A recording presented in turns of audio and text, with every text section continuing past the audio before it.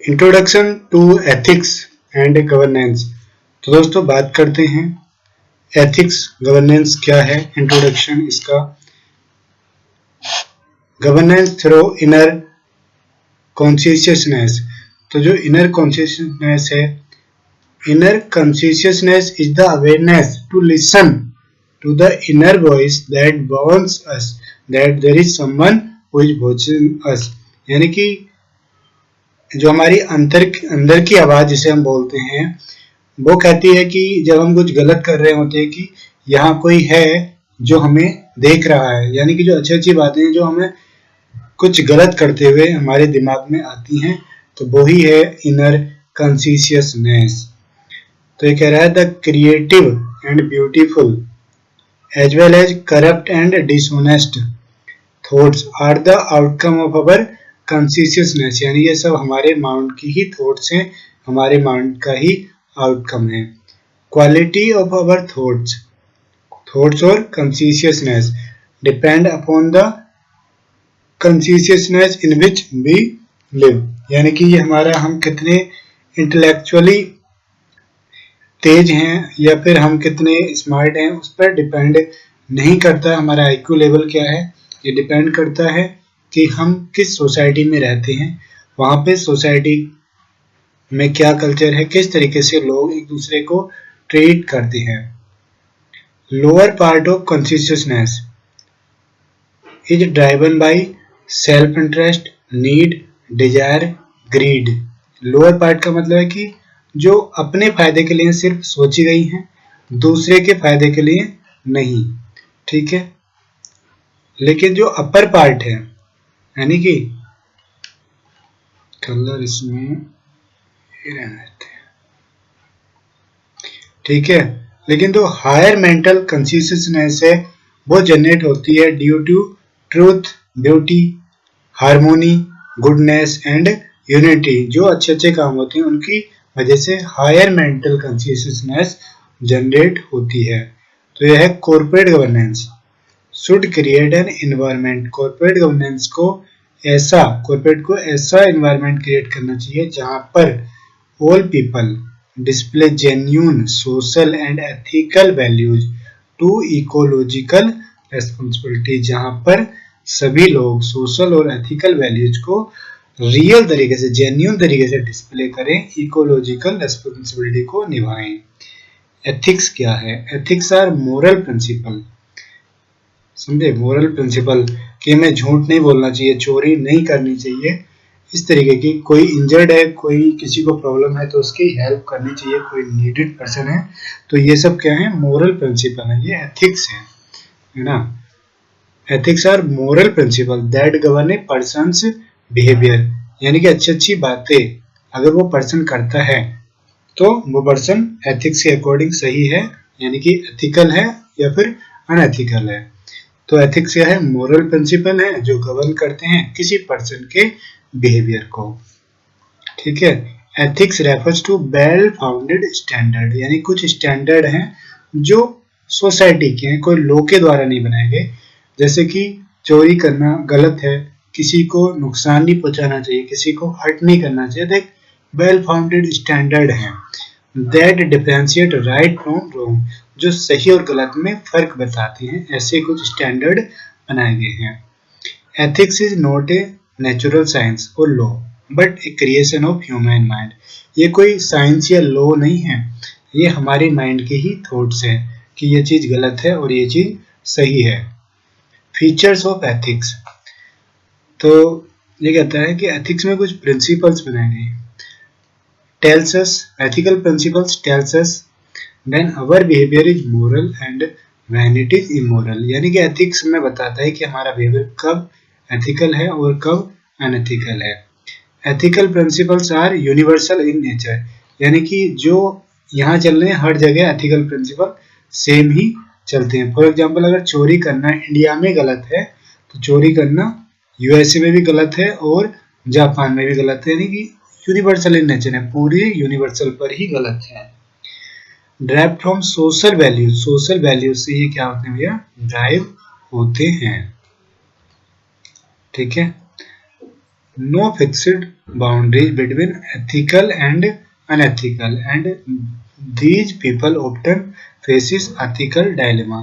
यानी कि ethical क्या है और unethical क्या है, इसके बीच में कोई फिक्स्ड जो है बाउंड्रीज नहीं है। यानी कि एक चीज किसी पर्सन के लिए एथिकल हो सकती है, वो सेम चीज दूसरे के लिए अनएथिकल भी हो सकती है। ये कह रहा है legality of action does not necessarily make them ethical. ये कहता है कि कोई काम लीगल है तो जरूरी नहीं कि वो एथिकल भी होगा। यानी कि अगर कोई इंजर्ड पर्सन आपको दिखता है रोड पर और आप उसकी हेल्प नहीं करते हैं तो वो अनएथिकल है, बट इलीगल नहीं है। ठीक है, तो लीगलिटी एक्शन की उन्हें एथिकल या अनएथिकल नहीं बनाती है। ठीक है। 6 है primary aim of ethics is fair and equitable treatment to all. यानी कि हर किसी को एक तरीके से हमें ट्रीट करना चाहिए। जैसा बिहेवियर हम अपने लिए चाहते हैं दूसरों से, वैसा ही बिहेवियर हमें दूसरों से करना चाहिए। अगर दोस्तों एथिक्स हमने समझ लिया कि मोरल प्रिंसिपल हैं जो गवर्न करते हैं किसी पर्सन के बिहेवियर को, अगर हम उसी एथिक्स को बिजनेस में लगा दें तो कैसा होगा। तो बिजनेस एथिक्स जो ड्राइव होता है 2 वर्ड से। तो बिजनेस क्या है पहले समझ लेते हैं। इकोनॉमिक सिस्टम है बिजनेस, इन विच क्या होता है गुड्स एंड सर्विस एक्सचेंज किए जाते हैं। किसके लिए एक्सचेंज किए जाते हैं, एक दूसरे के लिए या फिर पैसे के बेस पर। ठीक है। एथिक्स क्या है, ethics drive from the Greek word ethos meaning character and manners. यानी कि किसी पर्सन का करेक्टर कैसा है और मैनर्स क्या है। तो ethics drive from the Greek word ethos meaning character and manners. Ethics is the study of human conduct, कि ह्यूमन कोई आदमी कैसे कंडक्ट करता है, बेसिक काम किस तरीके से करता है। With N emphasis on determining right from wrong, सही और गलत में पहचान करने के लिए। अगर अन्य शब्दों में कहें तो ethics are moral guideline which govern good behaviour. यानी एथिक्स क्या है, मोरल गाइडलाइन है जो गुड बिहेवियर अच्छे व्यवहार को प्रदर्शित करते हैं। एथिक्स हमें बताता है कि कब हमारा बिहेवियर मोरल है और कब इमोरल है, कब सही है कब गलत है। तो बिजनेस एथिक्स की डेफिनेशन को कंबाइन हमने कर दिया। Business ethics is about being honest. Business ethics क्या है, is about being honest to your customers, society, employer, employees etcetera. Advantage क्या है अगर हम बिजनेस एथिक्स फॉलो करते हैं, तो यह है attracting and retaining talent ART, customer satisfaction, customer loyalty, regulators. ठीक है, तो इनका देख लेते हैं। कस्टमर सेटिस्फैक्शन यानी कि हम एथिकल प्रैक्टिस फॉलो करते हैं तो कस्टमर के प्रति हमारा जो बिहेवियर सही है तो कस्टमर हमारा सेटिस्फाई होगा, चारों लोगों को कहेगा, तो हमें काफी ज्यादा उससे बेनिफिट होगा। Attracting and retaining talent, people inspire to join organisation that have high ethical values. यानी कि जो फर्म हाई एथिकल वैल्यूज रखती हैं, यानी कि टाइमली सैलरी देना, किसी एम्प्लॉय को कोई प्रॉब्लम है तो उसको सपोर्ट करना, उसके लिए लीव प्रोवाइड करना, दिवाली होली पर अच्छे से बोनस देना। ठीक है, तो ये एथिकल वैल्यूज में आती हैं। एम्प्लॉय भी चाहते हैं कि उस कंपनी को ज्वाइन करना या फिर ज्वाइन कर लिया तो छोड़ना नहीं चाहते, वो बेस्ट टैलेंट इससे कंपनी के पास रहता है। इन्वेस्टर्स लॉयल्टी, तो इन्वेस्टर भी आजकल मच कंसर्न है किससे, एथिक्स से, social responsibility and reputation of the company in which they invest. तो अगर इन्वेस्टर हमारे देखते हैं, अगर ये सब सही होगा तो कंपनी की एफिशिएंसी बढ़ेगी, प्रोडक्टिविटी बढ़ेगी और प्रॉफिट बढ़ेगा, यानी कि इन्वेस्टर्स ने जो इन्वेस्ट किया है उसकी ग्रोथ होगी। रेगुलेटर भी नीड नॉट ऑलवेज मॉनिटर, जो लो अबाइडिंग कंपनीज हैं, एथिकल साउंड कंपनीज हैं, तो रेगुलेटर्स भी उनको बार बार मॉनिटर करना सही नहीं समझते। अब देखते हैं दोस्तों scope of business ethics. Means business ethics business के किन किन डिपार्टमेंट को फॉलो करना है, यानी किन किन डिपार्टमेंट में क्या क्या बिजनेस इश्यूज आ सकते हैं।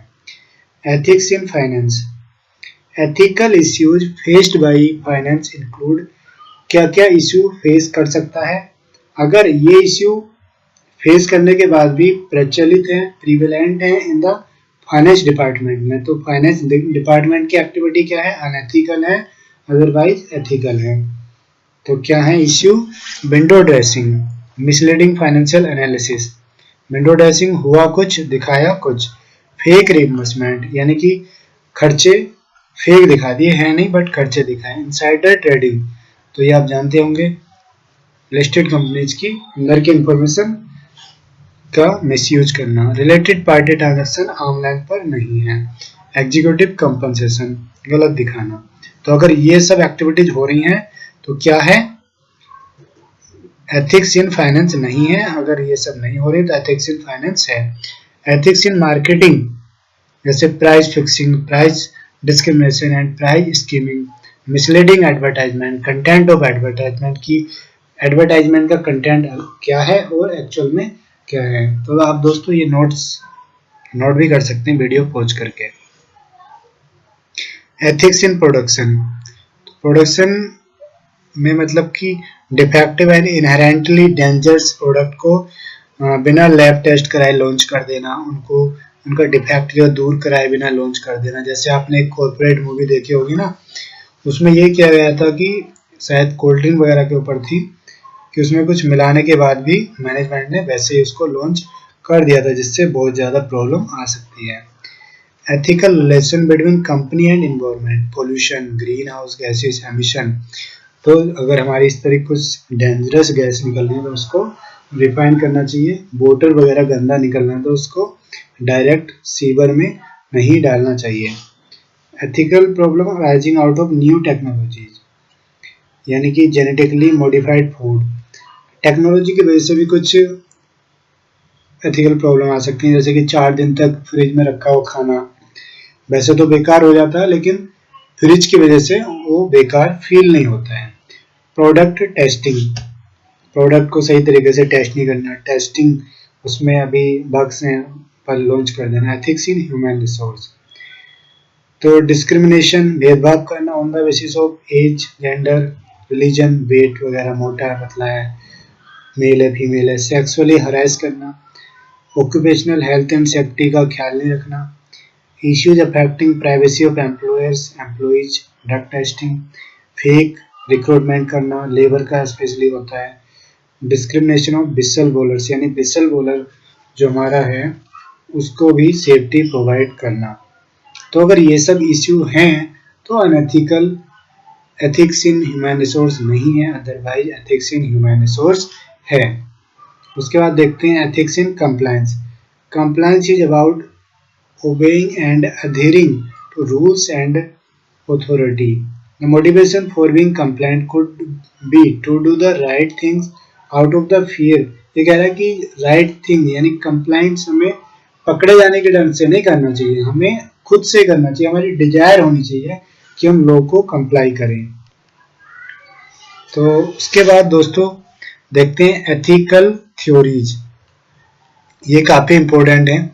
इस चैप्टर में से ये 2 चैप्टर हैं पार्ट ए में, तो कम से कम 10 to 15 मार्क्स का आता ही आता है। यह है deontological ethics. Deontological is derived from the Greek word deon meaning duty और ओब्लिगेशन। ठीक है, डियोंटोलॉजिकल डिराइव किया गया है फ्रॉम डियोन वर्ड, इसका मतलब है ड्यूटी या ओब्लिगेशन। तो ये कह रहा है rightness of the act is derived from the source feature of the action itself, यानी कि वो कोई काम सही है या गलत है वो उसके सोर्स से पता लगता है। It follows the concept that moral duty is to do good actions and not the bad ones. It focus on certain fundamental duties that we have as human beings, such as not committing murder or theft. 3 fundamental duties are duties to God, honoring Him and praying Him; duties to oneself, showing happiness; duties to other, including family duties, social values, political duties. The concept of karma is mentioned in Gita, the holy book. जैसे कि गीता में लिखा हुआ है, श्रीमद् भागवत गीता, कि हमें कर्म करना चाहिए, फल की इच्छा नहीं करना चाहिए। The concept of karma is mentioned in Gita, the holy book, is close to the notion of deontological ethics. The concept of karma जो बताता है कि पर्सन शुड परफॉर्म हिज और her duties without thinking of the action. ये कहता है कि अगर आप एक्शन सही करोगे तो आपको उसके रिजल्ट भी अच्छे ही मिलेंगे, ठीक है, आपको कोई दिक्कत नहीं आएगी। डेंटोलॉजिकल एथिक्स कहता है सोर्स क्या है, यानी कि जो आप काम कर रहे हैं उसके पीछे की थॉट्स सोर्स क्या है, वो सही है या नहीं। अब है टेलियोलॉजिकल एथिक्स, ये ड्राइव किया गया है फ्रॉम ग्रीक वर्ड टेलोज, जिसका मीनिंग क्या है एंड रिजल्ट और पर्पज की यहाँ पर बात की गई है। डियोन का क्या मतलब था, ड्यूटी और ऑब्लिगेशन, यानी ड्यूटी हमें करनी चाहिए without thinking about the result. This theory holds that end or consequence of an act determine whether the act is good or bad। ये कह रहा है कि किसी काम का एंड रिजल्ट, फाइनल रिजल्ट बताता है कि वो काम अच्छा था या नहीं। Rightness of action is determined slowly bye there good consequences. कह रहा है कि राइटनेस ऑफ एक्शन, किसी काम का अच्छा होना डिपेंड करता है कि उसका कॉन्सिक्वेंसेस भी अच्छा है या नहीं। Teleological approach is close is also known as consequential ethics, यानी कि कॉन्सिक्वेंस पे बेस है तो इसलिए हम इसे कॉन्सिक्वेंशियल एथिक्स भी बोलते हैं। थर्ड है दोस्तों justice theory, it is also known as fairness approach, fairly तरीके से, equitable treatment. It doesn't depend on consequence, it's depends on principle of equality. ये कह रहा है कि कॉन्सिक्वेंस क्या है, एंड रिजल्ट क्या है, उस पर हम डिपेंड नहीं करते, हम देखते हैं कि वो सही है या गलत। इक्वलिटी, इक्वल ट्रीटमेंट हम हर किसी को देते हैं। Each person is to have equal right in the similar system, similar system में हर किसी को इक्वल ट्रीटमेंट मिलनी चाहिए। अब आती है दोस्तों fourth utilitarian theory. Utilitarian ethics, the ethical action is the action that maximize the welfare of maximum number of people। ये कह रहा है कि यूटिलिटेरियन थ्योरी कहती है कि एथिकल एक्शन वो एक्शन है जिससे ज्यादा लोगों का वेलफेयर बढ़े, ज्यादा लोगों को फायदा हो, ठीक है। अब देख लेते हैं the focus is on the overall consequences, यानी कि ये किससे मिलती जुलती है, टेलियोलॉजिकल से। The focus is on the overall consequences for the total group of people. For example a person may be steal money from a rich spendthrift to give a starving needy family, यानी कि किसी ने किसी अमीर फिजूल खर्ची व्यक्ति से कुछ चुरा करके किसी नीडी गरीब इंसान को दे दिया, तो overall maximum number of person का यहाँ पे वेलफेयर हुआ, तो ये कह रहा कि ठीक है। अब आता है दोस्तों virtue theory, it concentrates on the idea of the human character rather than rules और कॉन्सिक्वेंसेस। ये कह रहा है कि सब कुछ डिपेंड करता है एक इंसान के कैरेक्टर पर रेदर देन रूल्स और कॉन्सिक्वेंस। ये कह रहा है कि कोई रूल नहीं होता, कोई कॉन्सिक्वेंस नहीं होती, कोई ड्यूटी नहीं होती है, कोई ऑब्लिगेशन नहीं होती है, सब कुछ डिपेंड करता है आपके बिहेवियर पर, आपके कैरेक्टर पे। And ask how you can be a better person, it is neither teleological nor deontological. Teleological में बात की गई थी एंड रिजल्ट की, और डियोंटोलॉजिकल में बात की गई थी ऑब्लिगेशन या फिर ड्यूटी की, देख सकते हैं, ठीक है। तो ये कह रहा है कि वर्च्यू थ्योरी ना ही तो टेलियोलॉजिकल है और ना ही डियोंटोलॉजिकल है, because it does not focus on actions और rules, it is concerned with the personality of the person and their moral character. ये कह रहा है कि उसका कैरेक्टर क्या है, उसकी पर्सनैलिटी क्या है, उस पर डिपेंड करता है। तो एक एग्जांपल समझ लेते हैं। When a person of good character is found to be in possession of some valuable article belonging to someone else, यानी कि कोई पर्सन था जिसका करेक्टर अच्छा था, उसके पास कुछ इम्पोर्टेंट कुछ महंगे आइटम्स पाए गए जो किसी और के हैं, तो हम लोग ये सोच लेते हैं कि नहीं नहीं इसने नहीं चोरी की होगी, या तो किसी व्यक्ति ने इसके पास सेफ कस्टडी से रख दिया होगा या विदाउट इसकी परमिशन उसके पास फेंक गया होगा। जबकि अगर हम वही सेम आइटम किसी ऐसे पर्सन के पास देखते हैं जिसका करेक्टर क्या है, डाउटफुल है, तो हम मान लेते हैं कि ये उसने ही चुराए होंगे या किसी से छीनकर रख लिए होंगे। नेक्स्ट थ्योरी आती है दोस्तों ईगोइज्म थ्योरी। ईगो, आई, मैं ये मैं ही हूँ, इस तरीके की जो थ्योरी होती है egoism. Derived from the Latin word ego. Ego जो है वो लैटिन वर्ड है, इसका मतलब है आई, मैं आ जाना, किसी में कहते नहीं है कि मैं आ गई है। Under this model an action is morally correct if it increases benefit for the individual in a way that does not intentionally hurt others।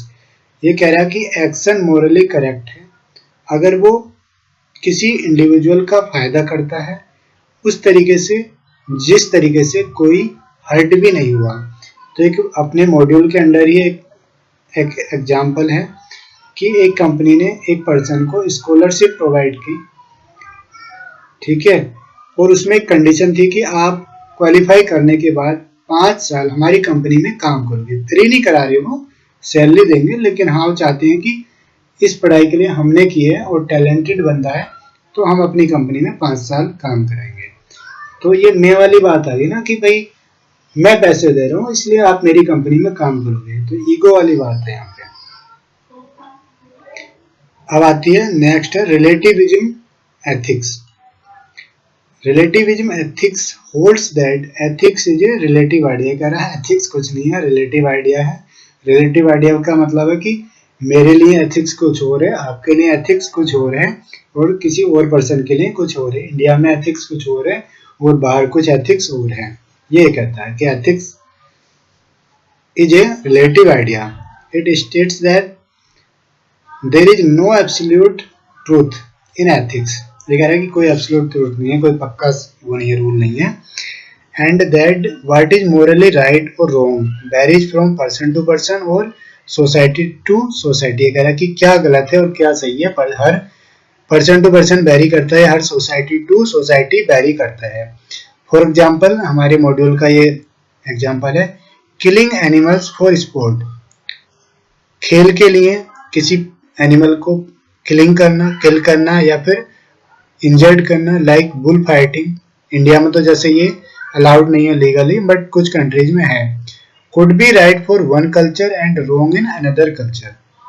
ठीक है, तो दोस्तों ये हमारा चैप्टर 1 कंप्लीट हो चुका है, introduction to ethics and governance, जिसमें हमने बात की एथिक्स क्या है awareness to listen to the inner voice. Ethics है मोरल प्रिंसिपल है जो गवर्न करते हैं किसी पर्सन के बिहेवियर को। एक स्टैंडर्ड है जो डिफरेंट करते हैं राइट रॉन्ग को। फीचर्स ऑफ एथिक्स समझे हैं, बिजनेस एथिक्स समझा है, और दोस्तों बिजनेस एथिक्स के क्या क्या बेनिफिट हैं, customer satisfaction, attracting and retailing talent, investor loyalty, regulators, scope of business ethics हमने देखा है। एथिक्स इन फाइनेंस है, मार्केटिंग है, प्रोडक्शन है, एचआर है और कंप्लायंस है। उसके बाद एथिकल थ्योरीज हमने देखी है, डियोंटोलॉजिकल जो फोकस करती है ड्यूटी और ऑब्लिगेशन पर, यानी कि सोर्स क्या है किसी एक्शन का। टेलियोलॉजिकल एंड रिजल्ट पर्पस यानी कॉन्सिक्वेंस की बात की गई है। जस्टिस थ्योरी में फेयरनेस अप्रोच यानी इक्वलिटी टू ऑल की बात की गई है। यूटिलिटेरियन में maximise the welfare of maximum number of people, यानी कि एक से चुराकर किसी नीडी पर्सन को दे देना। वर्च्यू थ्योरी में ये कह रहा कि आइडिया ऑफ ह्यूमन कैरेक्टर की बात की गई है, यानी कि पोजेशन वाला है। ये आप एग्जांपल याद कर सकते हैं कि कुछ वस्तु किसी अच्छे कैरेक्टर वाले इंसान के पास पाई गई तो हम ये मान लेते हैं कि इसने चुराई तो नहीं होगी। नहीं, इसने चुराई तो नहीं होगी भाई, या तो इसके पास किसी ने डाल दी है या विदाउट इसकी परमिशन। इस तरीके से ईगोइज्म में वाली बात आ गई, ईगो वाली बात आ गई। कंपनी ने स्कॉलरशिप दी और बोली कि आप हमारे पास जॉब करोगे। रिलेटिविज्म थ्योरी क्या है, एथिक्स कुछ नहीं है, एक रिलेटिव आइडिया है जो एक सोसाइटी के लिए, यानी कि व्हाट इज मोरली राइट और wrong varies from person to person और सोसाइटी टू सोसाइटी है। Like killing animals for bull fighting could be right for one culture and wrong in another culture. ठीक है, chapter complete. तो मिलते हैं next video में, तब तक के लिए बाय बाय।